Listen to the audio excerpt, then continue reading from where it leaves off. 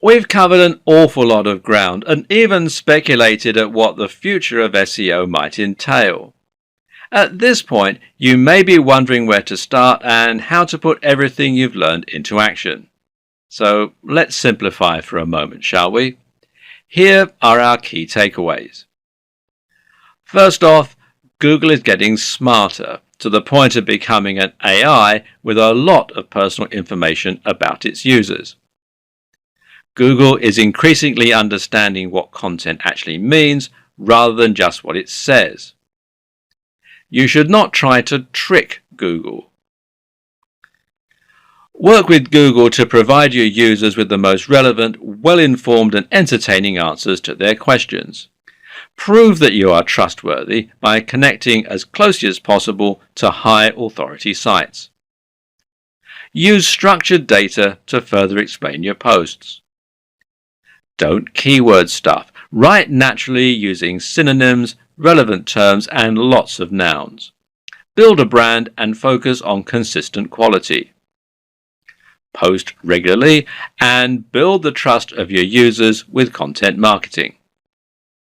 Use guest posts and aim for the sites that have Google's trust already. Think of SEO as one small part of a much more cohesive marketing strategy. Combine excellent posts with social sharing and link bait. And finally, measure and monitor what is working and update your strategy on the fly. Another tip is to make sure you do your research and examine which terms to target before you set out. But even more important than that is to choose the right niche. This means picking a niche that has a large enough appeal to give you a big market, but at the same time, it means picking a niche that won't be too competitive for you to make any dent in. Look for subject matters that cater to a specific audience and that people can really get passionate about. And make sure that you are passionate about it too, because when you really love what you're writing about, all the high quality content, all the great connections, and all the consistency really come to the fore. Stop looking for quick wins and focus on building a trustworthy brand filled with incredible information. If you do that, and you do just the smallest bit of marketing to give yourself a push, then Google's algorithm should do the rest and reward your enthusiasm. We're going to start this series with a little history lesson. Why? Because understanding how SEO used to work, how it has progressed, and what you now need to avoid is a very good way of creating context and helping you to understand what SEO means today. When SEO was first born, Google's algorithm was a lot simpler and manipulating it to your own ends was a lot easier as a result. Back then, Google looked at two key factors in determining its rankings.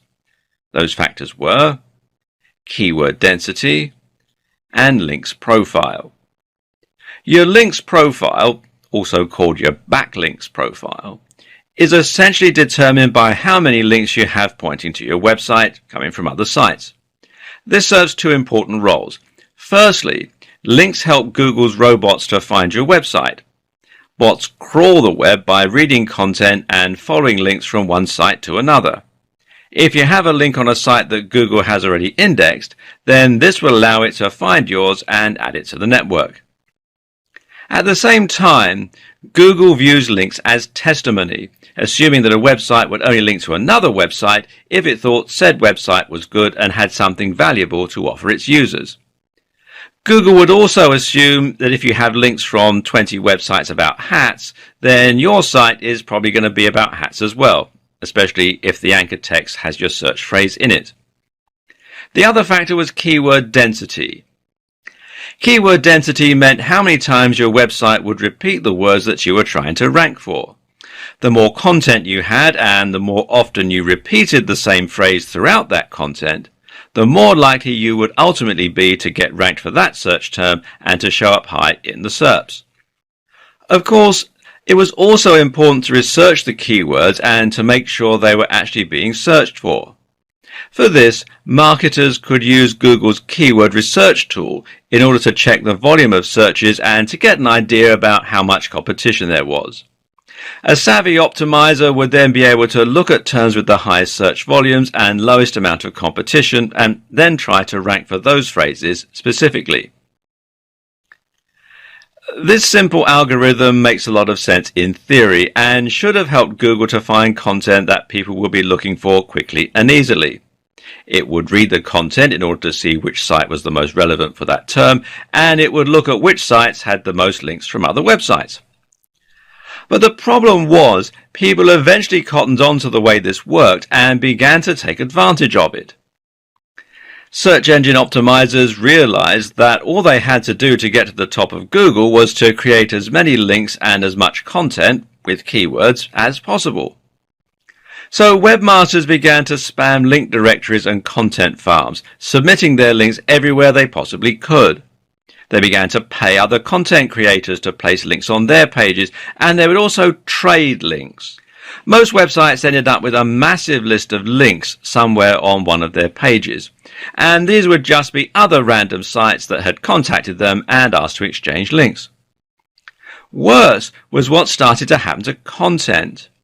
In a bid to create as much content as possible and to use the keywords as often as possible, creators began to churn out content in huge quantities while giving no regard to quality.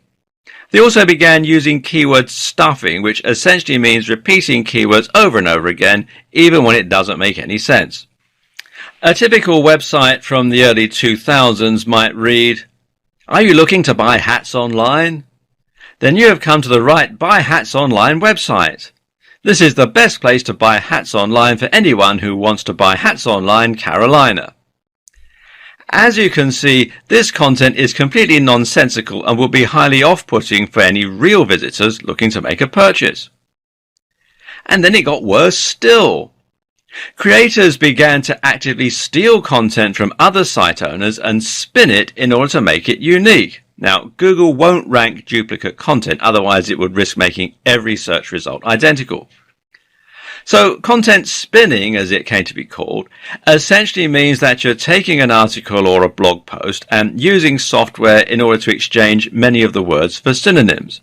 So a sentence that read, "These are the softest, warmest and most attractive hats on the net," would become, "These are the most comfortable, most insulating and most beautiful hats on the web." And because the site owner didn't have to write that content themselves, this meant they could publish thousands of posts in a short space of time and bomb Google. Well, that's the theory at least. The reality is that, unfortunately, most spinners do this instead. These is the squitty-ish, hottest and very best beautiful hats on the fishing net. Again, it's just gibberish. So, by placing thousands of links on other sites, using their keywords as the anchor text, and by filling their sites with tons of useless content, website owners were able to get themselves to the top spot of Google. This system was so easy to abuse that some people could even get completely unrelated websites to the top of specific SERPs against the owner's will. You could make it so that searching for Big Idiot would bring up a picture of your friend, for example. This was called a Google bomb. Obviously, this started to make a mess of Google's results, and so Google had to adapt and get smarter. Because of all the abuse we talked about in the last video, Google had to change and adapt to maintain its spot as the #1 search provider. And to do that, it had to clamp down hard on those who were gaming the system and penalize sites that were cheating to get to the top spot. It did this by looking for obviously spammy strategies and de-indexing or downgrading the sites. So, sites with keywords in their URL no longer enjoyed the same advantage. Sites with huge numbers of inbound links from low-quality websites were de-indexed. Sites caught buying links were de-indexed. Sites that stuffed keywords were severely punished. Sites that have lots of backlinks with the same anchor text were treated as highly suspect, and the list goes on and on. Meanwhile, Google started to show preference towards sites that were longer, that linked out to other quality resources which previously would have hurt your SEO, and more. These changes came in the form of algorithm updates, which had recognizable animal names and which got a lot of press from the internet marketing community at the time. These were Penguin, which was designed to reduce the effectiveness of unnatural backlinks, and Panda, which was designed to favor sites that looked high quality. Google doesn't want a website owner to be able to artificially climb its SERPs. Rather, Google wants websites to climb the ranks only when they're genuinely valuable and popular with the audience. It wants to see natural, organic links that you haven't paid for, and it wants to see deep, relevant, and interesting content. The old techniques that were once used to spam Google became known as Black Hat SEO, and the industry entered a dark period. It's hard to overstate just what the impact of these algorithms changes had on the SEO industry at the time, and on countless other industries as well. These changes ended up completely de-indexing massive websites overnight. Sites that had followed conventional wisdom to get to the top spot on popular search were now completely de-indexed, cutting off the vast majority of their traffic and sales. This led many to proclaim that SEO was dead, that it was no longer possible to game the system because you would be penalized for buying links or for stuffing keywords. And even if someone could break Google's new algorithm and work out a new way to game the system, it would only be a matter of time until Google changed its algorithms again. The industry as a whole was in trouble, and SEO became a dirty word. Many people felt that SEO and Black Hat SEO were synonymous, and more people began to turn to social media for marketing, with the likes of Facebook and Twitter massively on the rise. But was SEO really dead? Not at all. It was just going through a metamorphosis. SEO is not the techniques we use to get our sites to the top of Google. SEO is simply the objective of getting to the top of Google. Any technique you use to try to get more attention from Google could be considered SEO. So, if Google wants us to create a high-quality website, then creating a high-quality website becomes SEO. The hard part is just unraveling what Google's idea of a high-quality website should look like. Keyword research is still useful, for example, but we now know that Google doesn't want us to overly stuff our websites with those search terms. Instead, the recommendation hovers at around 1 to 2% keyword density. So, if you write a long article and include the search term a few times, that should be enough, as long as it's also in your code a little or in your file name.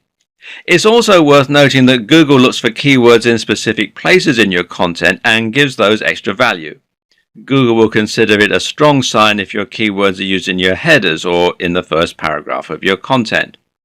Google also looks for synonyms though and related language, which is something that we'll discuss more later on. And it no longer cares about how many links you can get. It cares far more about how high quality those links are. So, if your links are from lots of highly trusted websites, then you'll find it does great things for your ranking.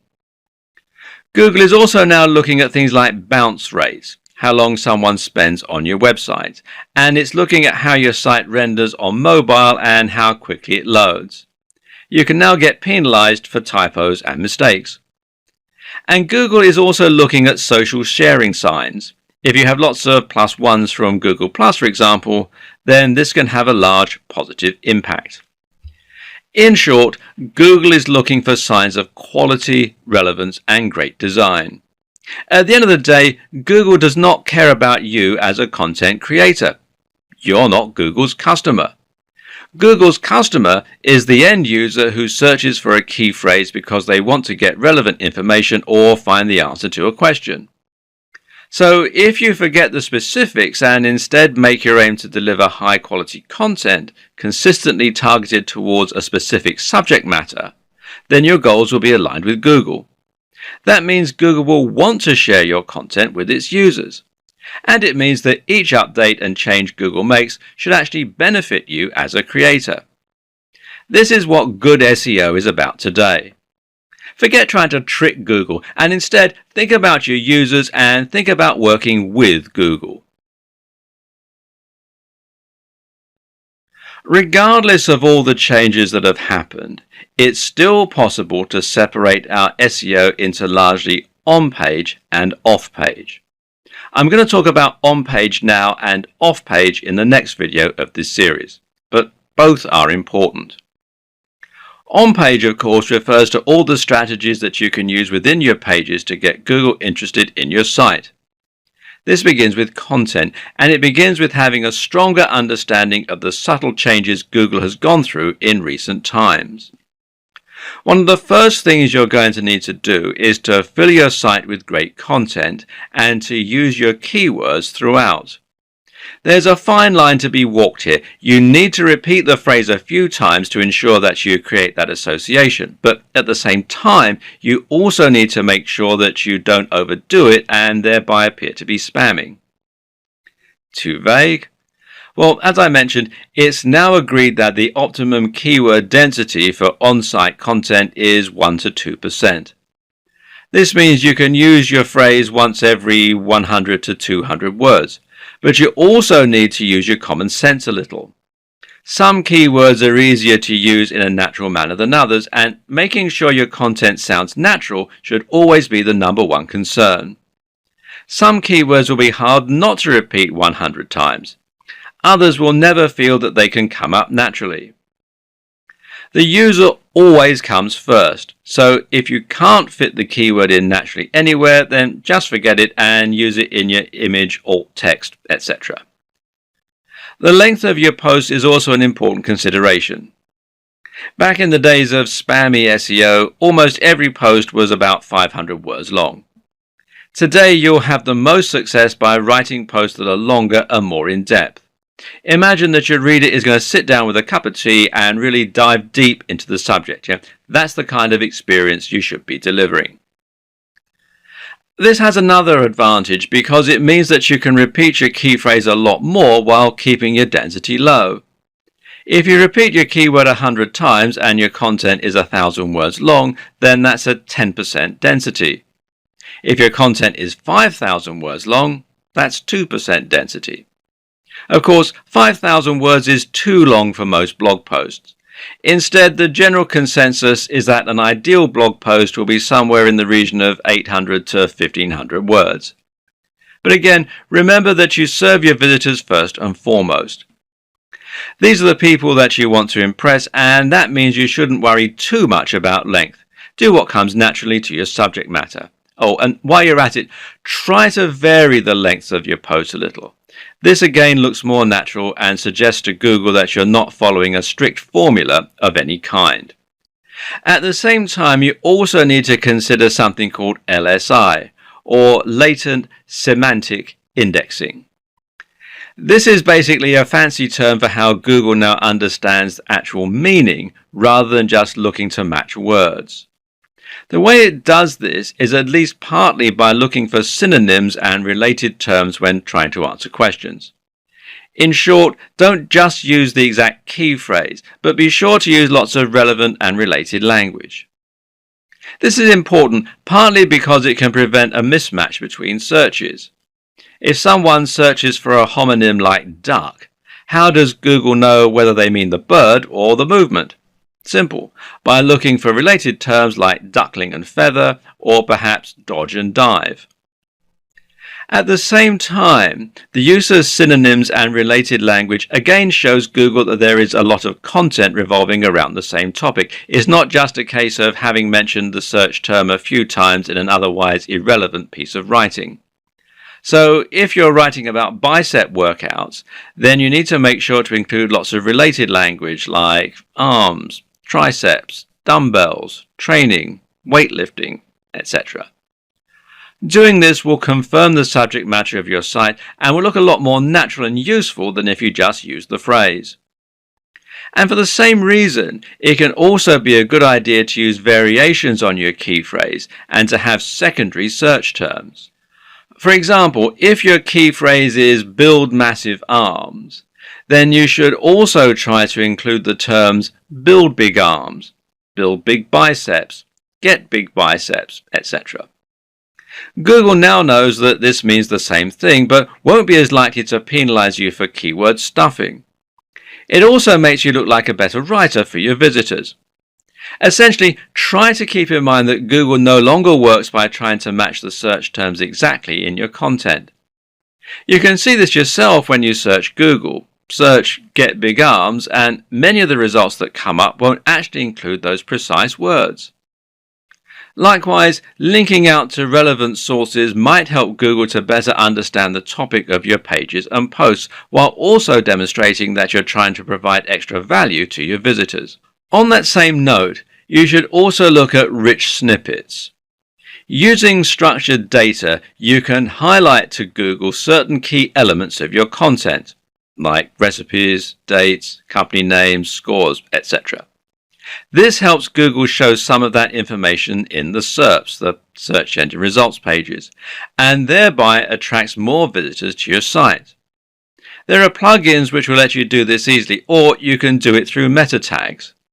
Either way, you'll use this to do things like highlighting the ingredients in a recipe, or the show times of a play, or the score in a review. This is important because it lets Google understand your content even better than it is already able to do. Google is no longer just a search engine, but rather an AI.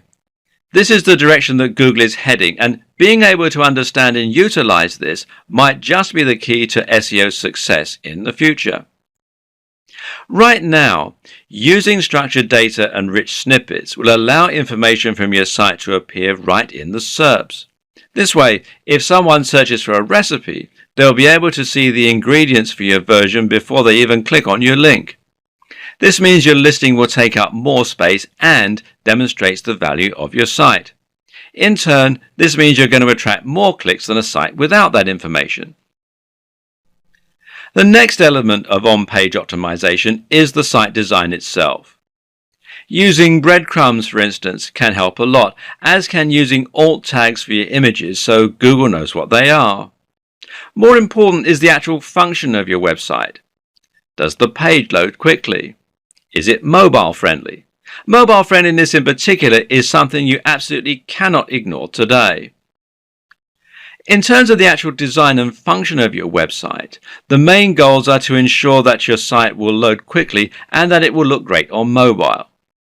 Again, this helps to keep people on your site longer because it will be enjoyable for them to be there. Avoid using too many plugins which will slow you down, and try not to inundate your visitors with adverts and popovers. Did you know that using light colors like light blues can actually help to keep people on the page longer by making them feel more relaxed? Consider this when picking your theme. Likewise, choose a theme that will adapt to the size of the display viewing it, and make sure you take advantage of things like caching to keep your site nippy. Themes that do this are called responsive insofar as they respond to the shape and size of the display they're being viewed on. This works by removing certain elements, by rearranging menus, etc., and by shrinking images. Note that mobile friendliness also means things like having large buttons, which are easier to click with a finger rather than a mouse, and avoiding mouse over drop-down menus that, again, can't be operated on a mobile without a mouse.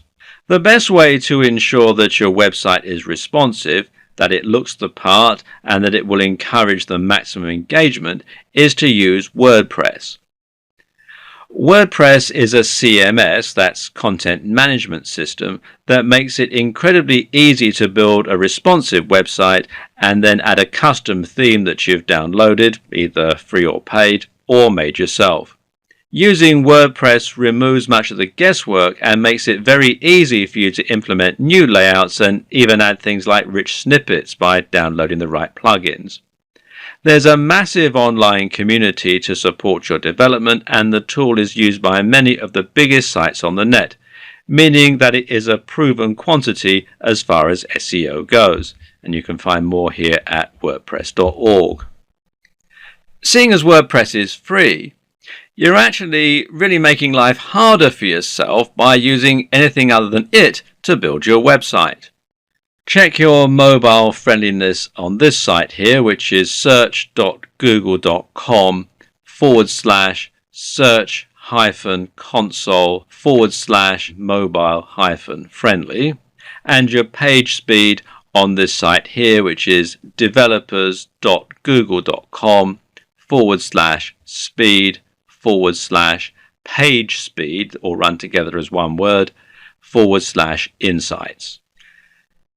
As I mentioned, there are a few miscellaneous tips that can also help to improve your on-page SEO.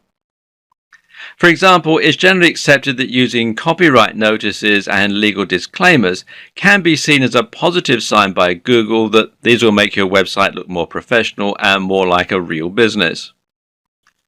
Think as well about how you're going to help Google find the content within your site. Having a sitemap can be very helpful for indexing, for example. And you need to avoid using images that have text in them, and definitely avoid the use of Adobe Flash, seeing as Google is unable to read that type of copy. You can also insert your search terms into your site code by including in file names, the file name of an image, for example, and including it in the permalinks. Now, these are the URLs of specific pages, which should match the title of your posts. Then you have the behavior of your visitors. In other words, how long are your visitors staying on your page? Do they click a lot of internal links? Do they scroll down the page? Are they leaving comments? Google wants to see that your site is offering value to your visitors, and the best way they can do that is by looking to see if people are actually enjoying the content you've created. Your site design is all about getting your visitors to spend a long time on your page and then to interact with it. You can do this by using related posts and by making your comment section appear more interesting and easier to use.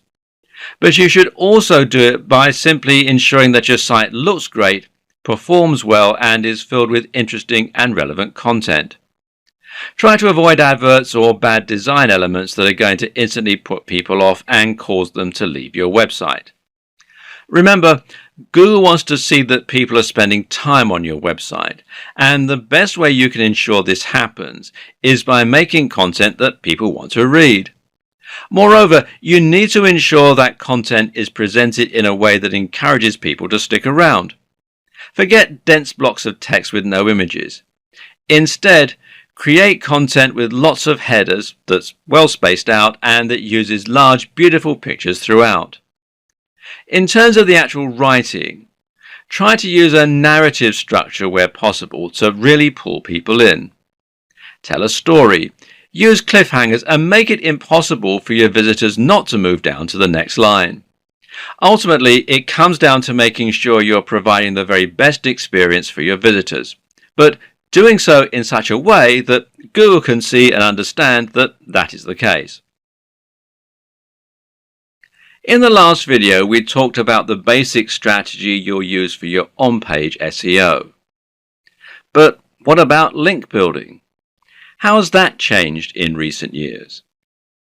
Once again, the key is to focus more on quality rather than quantity.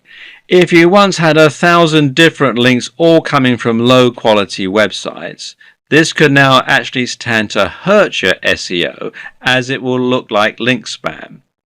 If you've been guilty of using these old practices in the past, you might want to consider Google's link disavow tool, which you can find here at google.com/links-tools/disavow-main?PLI=1, and there is a posting on Google's blog which explains how the tool works and everything, and you can read more about that at support.google.com/answer/2648487?HL=EN. And what these tools do is it allows you to tell Google that you didn't ask for the low quality links and thereby prevent them from affecting your ranking. The fact that tools like this exist show that Google does still support good SEO, by the way. Once you've removed all your low quality links, you need to start looking for high quality links. Which ones are those? Simple. they're the ones that follow all of the advice that we gave in the last video on on-page SEO. These should be sites that are relevant to your niche stroke industry, but also ones filled with the very best quality content and which seem to have an entirely engaged user base. In other words, look for the very best sites in your niche. Make your site as good as theirs and then approach them for a link. The sites that Google will rank highest for a particular search term are the ones that appear the most relevant and that have the best content and the best design. At the same time, though, they will also be the ones that have the most trust. This means Google considers them an authoritative resource and expects the information on their site to be accurate and well written. This is something that sites like Moz have tried to quantify with terms like trust flow. However, there's no defined method of determining a site's trust, and instead we have to infer the best strategies for building trust, as usual. What we do know is there are some sites that Google trusts absolutely implicitly. These are sites like harvard.edu, BBC News, etc. And how does it know it can trust them? Well, the current understanding is that Google will trust sites which either have a very well-organized brand name, like the BBC or The Verge, or sites that have .edu or .gov domains. So how can the rest of us thrive? Well, simple. We try to get links that come from those highly trusted resources. If you were able to get a link from BBC News, for example, this would absolutely transform your success. You would find you got hundreds of thousands of visits to your site simply from people clicking on your link, and this would result in hundreds or even thousands of dollars in AdSense and sales overnight. Meanwhile, if the content that was linked to was good, thousands of these people would post your link and share it. And more importantly, Google would sit up and take notice that the BBC had linked to your site. A highly trusted authority is linking to your site, suggesting that your site is also a highly trusted authority. This will be worth more to you than a million links you bought, traded, or posted on link directories. If you can't get a link from the BBC, then where can you get a link from that will have a similar result? Unfortunately for many of us, it's nearly impossible to get a response from a massive site like the BBC, unless perhaps we have a newsworthy story and a useful contact. And so we're going to have to look elsewhere. A good place to start is with the Google News section of the SERPs. If you search for something like election results during an election, then you'll find that a few results are highlighted at the top of the page with an image and a snippet of text, as you can see here. Now, if you click here on the News tab, you can find more news and stories. Now, these news stories aren't manually curated, but are rather selected from sites that Google trusts. If a site is in Google News, then it's a pretty sure sign that that site has made it, especially in a competitive niche. And thus, it shows you exactly where you need to be getting your links from. If you can get links from any of these sites, then you're going to get almost the same boost as you would get from the BBC, although to a lesser degree. But how did these sites make it so big? Perhaps they got links from the BBC, in which case you're getting some of the benefit via their link to you. And the same thing would happen if they had a link from a site that had a link from the BBC. Try to think of this as a game of degrees of separation. You might struggle to get in touch with the very biggest authorities on the web, but if you can indirectly trace a link back to a big site, then you'll enjoy more love from Google the closer that relationship is. Chances are that you already know what the biggest sites in your niche are. These are the sites that are household names and that everyone goes to when they want information on your subject. Chances are they're also the same sites that end up in Google News. And because they're so big, they've probably got links coming in from other big sites. So how do you get these big sites to answer you so that you can get some benefit from their links? And seeing as you're no longer allowed to buy links or do link swaps, how do you get them to link to you? Well, generally, the answer that most SEO experts recommend is using guest posts. A guest post is like a link swap, except that instead of swapping a link for a link, you're swapping free content for a link. Your job is to scope out sites that might be responsive to a message from you. Look at the type of content they publish and then write a post that's along the same lines. You then contact the site owner by email and show them your content, asking if they would like to publish it. The deal is that they can publish your post, but only if they include a link back to your site in exchange. They can do this by putting your link and bio in an author box, or they can do it by including your link naturally in the content of the article. By embedding the link this way, you make it look a lot more natural and you can send even stronger signals about the topic of your post. And remember that it's also highly important for the topics of sites linking to you to match the topic of your site. And this way, you're not only posting on a site you chose in your niche, but you're also filling it with a directly relevant post. This is a fantastic way to build links, but there are a few caveats. The first is that you still need to be careful. Matt Cutts, who used to work on Google Search, has made it clear that the overuse of guest posting can still lead to penalization. This is still a form of link manipulation. Likewise, you need to be careful about constantly using the same anchor text and generally being predictable. Mix it up. Finally, consider that it will still be hard to get an answer from top influencers in your niche. The solutions include making sure that your content and the sites you're linking to are great quality so that the creator will be happy to be associated with them. Delivering real value in the guest post. Spending some time developing a relationship first, perhaps by sending some emails and maybe by leaving some comments on their blog. Starting relatively small and working your way up. Look for blogs that are just ahead of yours. Each time you succeed, your site will get bigger and you'll be able to approach a slightly bigger influencer next time. Use your existing contacts. Maybe you have a friend who owns a blog.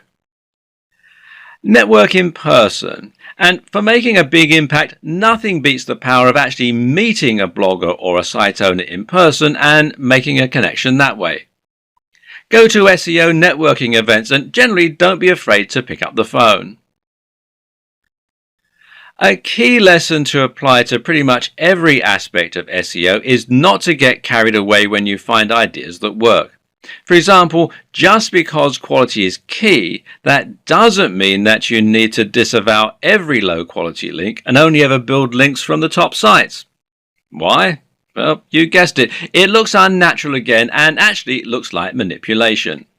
Take a look at sites like the BBC, and you'll see that they have a huge and highly diverse link profile. They'll have links from massive sites, but also tiny spam sites.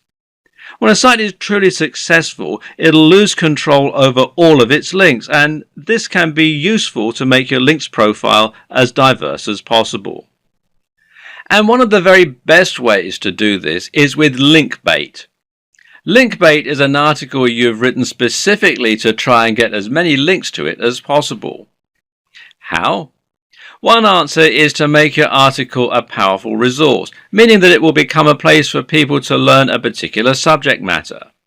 An example of this is the excellent guide to testosterone published on the art of manliness. This post goes much more in depth than many similar blogs on the same subject, and as a result, countless other articles have linked to it as a resource. Another option is to create a post that will somehow support a discussion. A good example of this is the post How to Win an Argument with a Nutritionist, which includes links to studies that disprove outdated notions about nutrition. The article is perfect link bait because people will regularly use it in online arguments to prove their point. Finally, one more very useful strategy for your backlink strategy is to perform backlink research for other sites. Look at your competition and look at which sites have got the most traffic in your niche. Then, once you've found which ones those are, try to get links from the same site. Not only does this method ensure that you're going after the right links that have a proven track record, but it also helps you to find links that are likely to allow guest posts. Good SEO means forgetting SEO and concentrating on your user.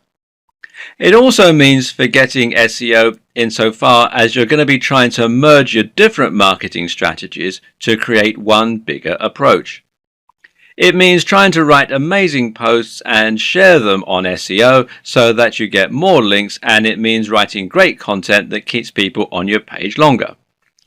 Stop thinking in terms of SEO and social media marketing, and instead think about your SEO in terms of content marketing. Regardless of your strategy, there is no doubt that content is absolutely the most important asset when it comes to attracting traffic and impressing Google. But just what is content marketing? Content marketing is about creating content that will help Google to find your site and posts and to ensure you rank highly in the search engine results pages. While this is a powerful and useful effect, though, it's actually only one part of what content marketing is all about. At the same time, content marketing is about building a relationship on your site and ensuring that people begin to trust what you have to say. It means demonstrating your knowledge and point of view to the point where people seek you out as an authority. Once you get to that point, you'll be considered an expert in your field and you'll be able to greatly influence your audience, possibly influencing their buying behavior. So, how do you get to this point? Well, the key is to think about the sites and blogs that have influenced you over the years and the ones you read regularly. This isn't about building trust with Google, but rather it's about building trust with your readers so they want to keep coming back. The main thing normally is delivering value. Each post you create for your blog should provide some useful and/or interesting information that is actionable. At the same time, it should offer something that isn't available elsewhere, and it should be in-depth and comprehensive.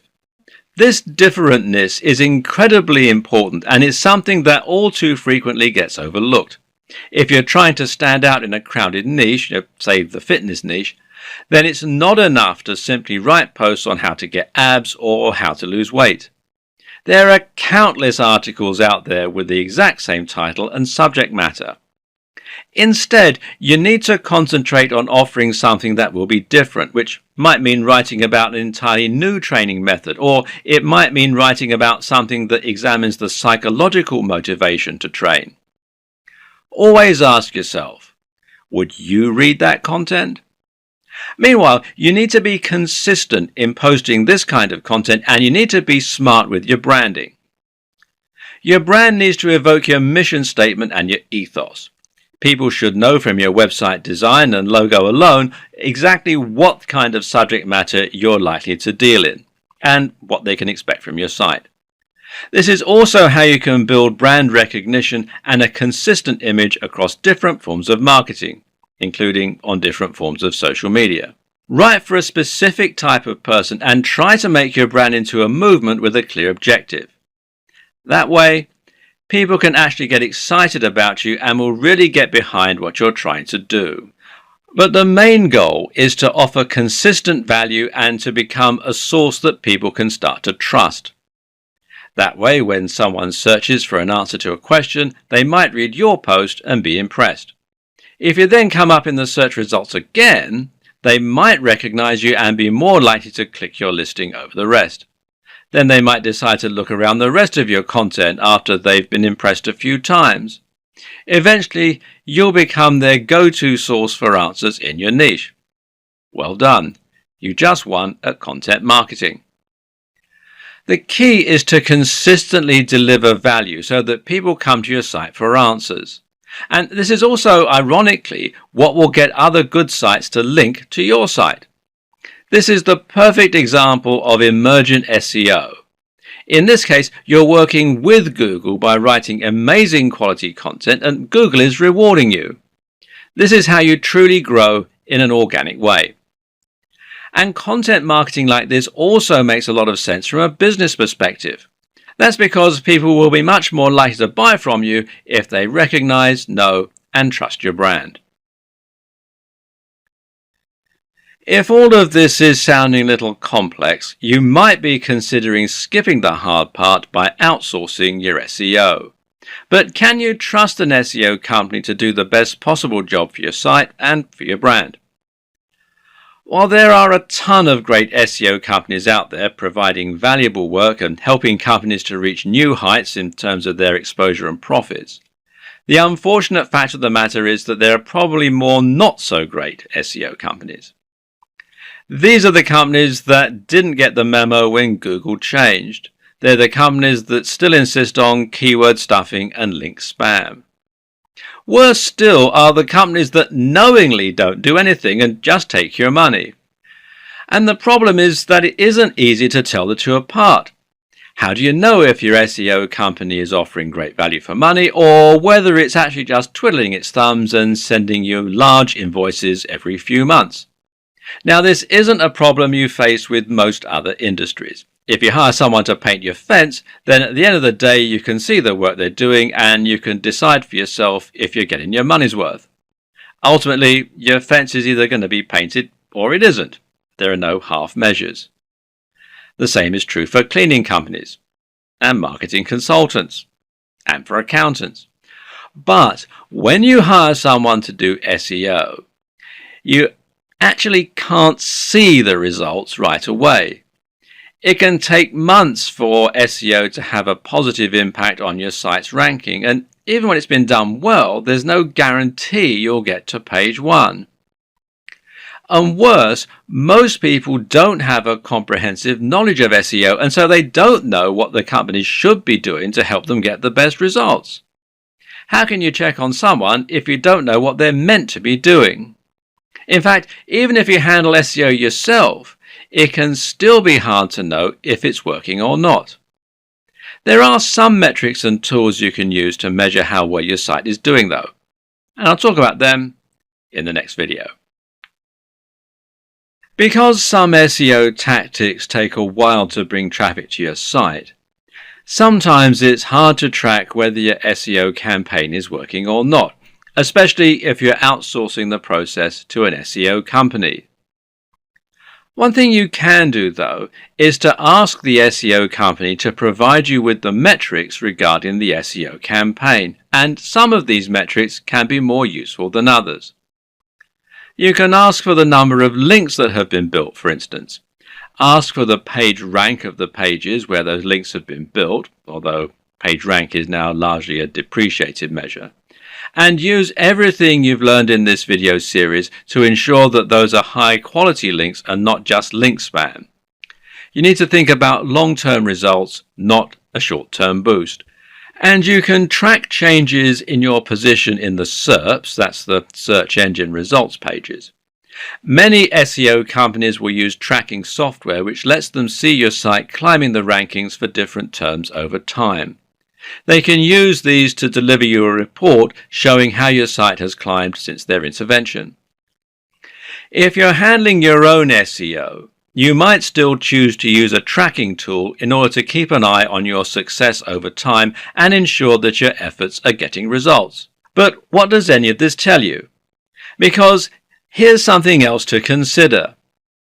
Getting to the top of Google is not the end goal. Even if you get to the top of Google, there's no guarantee this will bring more profits for your business because you need to ensure that the people finding your content are targeted and that those people are converting. Or to put it another way, all that really matters is the bottom line. If you're a business and you're paying for SEO, you'll need to know that you're getting more sales because of that SEO and you're earning more money. This way, the SEO is offering ROI, which means it's been money well spent. Savvy companies track the ROI of their SEO spend by using a tool called Google Analytics. This is the most well-known analytics tool for webmasters and marketers, and one particularly useful feature it has is the ability to set a goal and then track the traffic that makes it to that goal. If you're trying to sell a product, your goal might be the thank you page people get directed to after a purchase.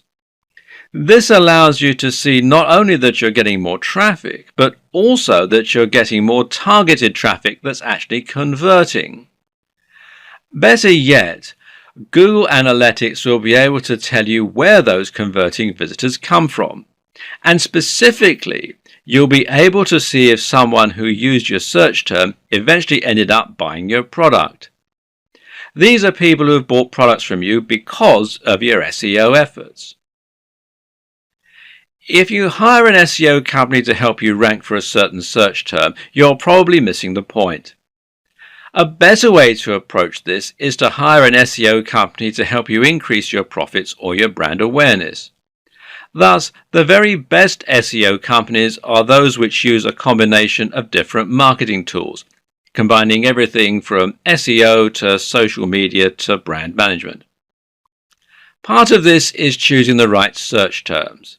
So, if you let your SEO company choose your search term and they don't increase your profits, they might be good at ranking, but it's not a good strategy. It's important to know whether ranking for the particular phrase you're interested in is actually going to translate into tangible results. The same is true if you're doing SEO on your own. And one way you can check how successful your SEO is likely to be before you spend lots of time and/or money on it is to use PPC. PPC is, of course, pay-per-click. This is a type of advertising that involves paying each time someone clicks on an advert and visits your site. The two most popular PPC choices right now are Google AdWords and Facebook ads. It's equally important that you use analytics in your own SEO campaigns for the very same reasons. Good SEO is about constant iteration and seeing which actions are having the best impact on your tracking. Struggling to rank for a certain term? Then you can consider aiming for another one. Finding that people from an unexpected search term are converting more highly than those from other search terms? Then it might be time to switch gear and start trying to rank for that phrase instead. Setting up Google Analytics is thankfully rather simple. First, you need to head over to Google Analytics, which is google.com/analytics. And then you'll need to add a small tracking code to each page of your site. If you're using WordPress, you can also use a plugin to do this. Then you can set up your view, which will let you choose which stats you want to look at. Some useful things to look at here are your audience overview, and this is key data regarding who is looking at your site, which can help you to better target specific demographics. Acquisition, this is where your traffic's coming from. Real time, which shows you how many people are on your site right now, and the aforementioned goals. With what we've covered so far, you should now know everything you need to know in order to begin a modern and effective SEO campaign. The problem, though, is that, as we've already mentioned, SEO is something that is constantly evolving and changing. We already know that Google has a lot planned for its search algorithm in the future. And the first big change we can expect to see going forward is the introduction of a real-time algorithm. This means any changes made to your site's SEO might be reflected immediately in the search results. This is expected to affect Penguin predominantly, which means it will have the biggest influence on inbound links and whether your backlink profile is mainly made up of high-quality links or spam. In this case, adding a spam link to your site could result in an immediate downgrade to your ranking. Likewise, though, the reverse could also be true. Using the Disavow tool could help you to see an immediate recovery, while a very good link could result in an immediate boost to your site. It's also not too much of a stretch to expect that in future we might see this start to apply to other aspects of SEO, including the ranking of sites and pages. We already see newspaper stories appear very quickly in Google's search results. So, what should you do to make sure that you'll benefit from these changes? How can you future-proof your site in this regard? Well, one tip will be to stay on top of your links disavowing and to make sure you're constantly adding links and removing the unnecessary ones. In the future, bigger sites may need to have a whole dedicated team working on keeping their links profile healthy around the clock. Likewise, make sure to keep updating your site regularly and to keep the date as a schema in all your content. One good way to know what's coming in the world of SEO is to keep your eyes peeled to industry news sites and specifically to Google's own blog.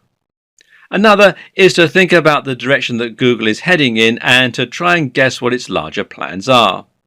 And right now, everything is pointing towards a heavy investment in voice search and AI. Google is not just a search tool. With the capability of reading and understanding human language, Google is an AI. And what's more, it's shaping the way we develop our content, whether we like it or not. And it is embracing this more and more with each new update and each new product. Google Now is the name of Google's assistant service that combines search, digital assistant, and all the data that Google collects about us into one incredible tool. This is the real reason Google had to move towards latent semantic indexing. It needed to understand the content rather than just look for matches. And this is why Google needed to start using rich snippets and structured data so that it could understand the key facts from the web. This is what allows Google to use its quick answers box. Ask Google, "How old is Barack Obama?" and it won't just bring up a website. It will tell you. And Google also has localization and previous query functions. These allow it to suggest searches based on what you had previously searched for. For example, if you often research a particular celebrity, then in the future Google might recommend searches relating to that celebrity. Google's personalized search also takes this into account, while its local search ensures that it will also be able to find results that are relevant to the area you're in. All of this combines when you use Google Now via voice search through Google Allo or Google's new Pixel phones. Here, you're able to conversationally ask Google what time it is, what the highest mountain in the world is, how high is it exactly, all that sort of stuff. This is the direction that Google is moving in, but what does it mean for the future of SEO? Will creators miss out when Google starts providing visitors with answers without them needing to visit our pages? For now, creators can start to focus on the Google Knowledge Graph, which is what powers many of the more complex components on the SERPs. Use semantic markups to ensure that Google will be able to find the answers to your questions. Build authority so that Google will know to trust your site, and try to use nouns in your language to make it machine readable. Being featured in Wikipedia is also thought to be useful for KGO, that's Knowledge Graph Optimization. Linking out to quality resources is also thought to be good for your KGO. Will you gain visitors from being featured in the Knowledge Graph? Well, perhaps not, but this is certainly an indication that you've gained Google's trust, and that can do a lot to help improve your brand awareness and to gain more trust from the users as well. For those reasons, it's certainly a worthy goal.